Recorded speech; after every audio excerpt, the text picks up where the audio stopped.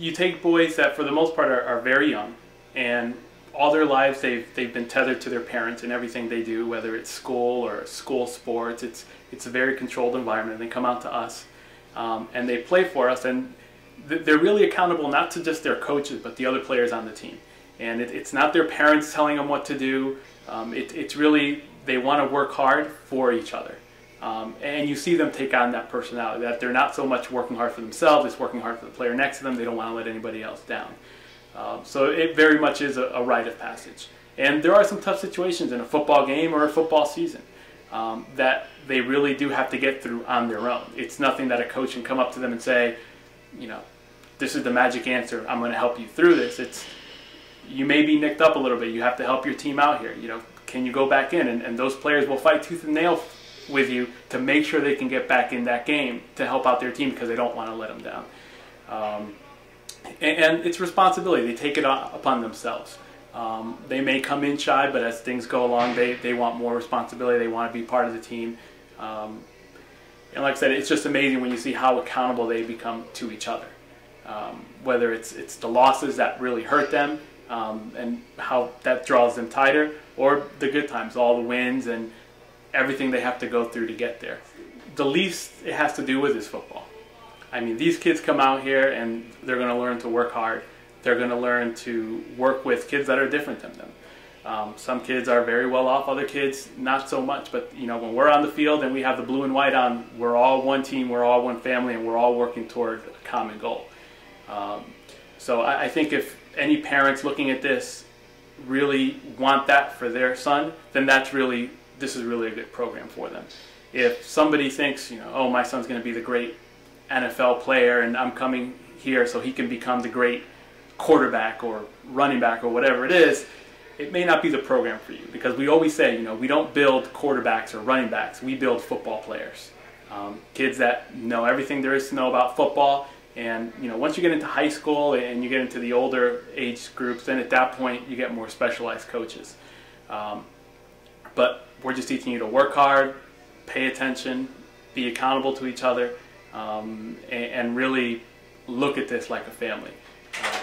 We've all heard about the stereotypical coach out there on a Saturday, things aren't going bad, and he's just yelling his head off, and you'll hear him yelling, run faster, try harder.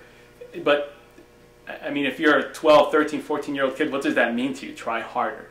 And I mean, we teach the very basics of football. Where to line up, what are you looking for, what are your keys, what's your responsibility, and who do you trust?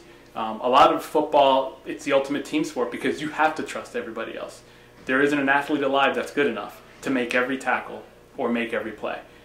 If your job is a middle linebacker, you're trusting your defensive end to move him back inside to you.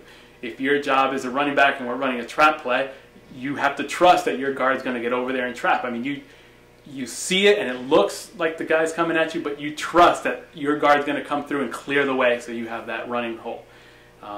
And that's just built through repetition and just practice and the kids getting to know each other, where they know whatever the play is, whether it's offense or defense, they can trust those other players around them to do their job. Cool. What's your favorite part of coaching? Honestly, it's when you have that new player or the player that's really struggled, when he starts to come out of his shell. For instance, we have this one player, Cam Katsales, and he started with us when he was very small. And he was one of those kids, he probably could have played a division down, but because his brother played on the team, he wanted to play in the older division. And honestly, he didn't play a lot. But the kid just loved football. I mean, he would work hard at practice, he would be there at every game.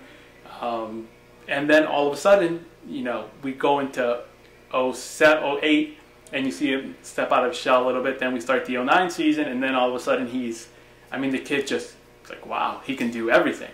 And you don't notice it because you see him every day. But then when you think back, it's like, you know, here's this little kid, and now here he is, and he can do absolutely everything on the football field, is smart, aggressive. That's really what you remember. I mean, the wins and the losses and the championship, that's all great. But at the end of the day, it's really the kids blossoming and getting confidence from that. I mean, a lot of it is just them believing in themselves. You know, we'll have some games where a player doesn't get a lot of repetition in one particular position and he's asked to go in. And you could tell he has that look, like, going where? It's like, and do what? And then he goes in and he's successful at it, and it's like, oh, okay, I can do this. And then he does it again, it's like a little bit better. And then before you know it, it's second nature to him, and he wants to do it. And those are all just small steps to get there. But that really is the best part about coaching. It's not about your superstar athletes making great plays, because honestly, those superstar kids are going to make the plays whether I was there or not. It's really about the kids you bring along and really trust themselves. One of the hardest things as a coach is when you have players that are great athletically. They can do absolutely everything on the field, but for whatever reason they hold it in. They don't really sell out or give everything to the game because they're afraid of it not working out. They're afraid of letting their team down. And when one of them finally just puts it all out there and is successful at it, you see the weight come off his shoulders, and you see how happy he is and how much joy he has at that point to say, okay, I did it, I left it all out on the field, and I was good at it. And that's really what you want, win or lose, for them to try as hard as they can, and if it is a loss, for them to step off and know there's nothing else they could have done. It really is just, honestly, it was just three guys who just happened to get together at the right time, and it just evolved from there. We go out there to practice, we'll have fun. I mean, a lot of the times we're the silliest kids out there. We're running around with the kids, and we've got jerseys on and shoulder pads, and it may be hard to tell the coaches apart from the players at times. But we're just out there to have fun, teach the kids a little bit of football, and hopefully a little bit of life along the way. And as it turns out, we just happen to win. So if you know that, you know all there is to know about us.